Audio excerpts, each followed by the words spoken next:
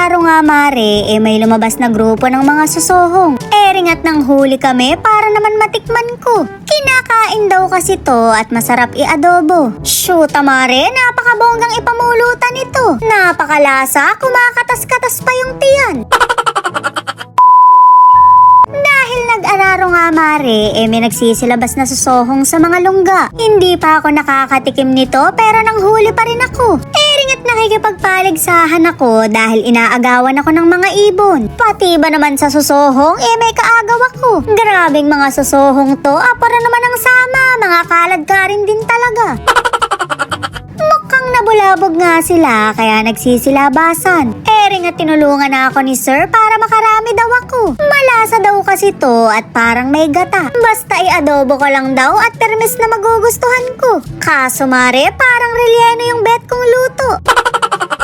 Takot talaga ako dito noon pero hindi na ngayon. Yung bibig kasi nito apura ang buka. Pero ngayong tumanda na ako may mas nakakatakot pa pala. Yung bunganga ng mga chismosa kapag sinisiraan ka. Shoot mare, wala ka nang ginawang tama sa mga kwento nila. Hindi naman pageant ang buhay natin pero may mga feeling hurado. Ay, sorry mare, nadala lang ako. Nakarami na nga kami kaya nagmamasarap na ako. Apura naman ang harot mo, nanguhuli pa kayo. Kulang pang araw to dahil iimpis pa kapag naluto. Pasensya na po, feel na feel ko lang maging reyna ng mga susohong. Sabat niya, palakaw! Palakan!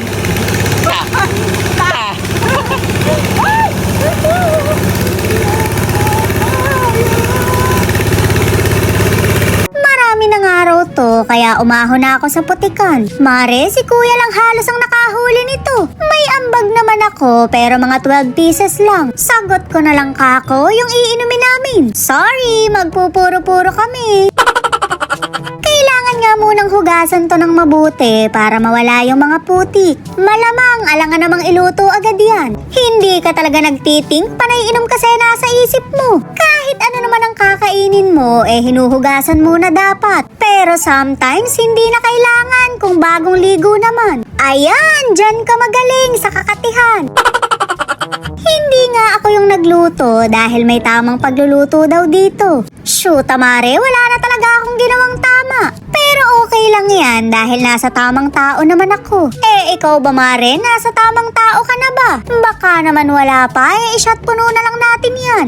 Abay tandaan mo na ang gin hindi ka iiwan. Kasi nga mare, ikaw mismo yung mang-iiwan. Mga ilang inom pa, gagabayan na natin sila. Rin na nga mare at titikman ko na yung adobong susohong. Medyo kinakabahan lang ako dahil first time kong matitikman to. Shoot mare, masarap nga pala talaga. Medyo mapapaisip ka lang dahil sa mga galamay. Pero bongga yung aftertaste dahil parang may gata. Medyo makatas kasi yung tiyan pero mas makatas at maalindog pa rin ako. Sorry mare, makatas lang pala yung tenga. Nakakain na nga rin ako ng palaka pero yung perito lang. Pagka may tanim na dito, yun naman ang titirahin ko. Well, meron pa akong ibang nakain pero baka mainggit lang kayo. Mare, baka malalayo yung asawa nyo. Hindi kayo mabibilhan ng mangga kapag naglilihi kayo. O bakit? Ano na naman ang nasa isip mo?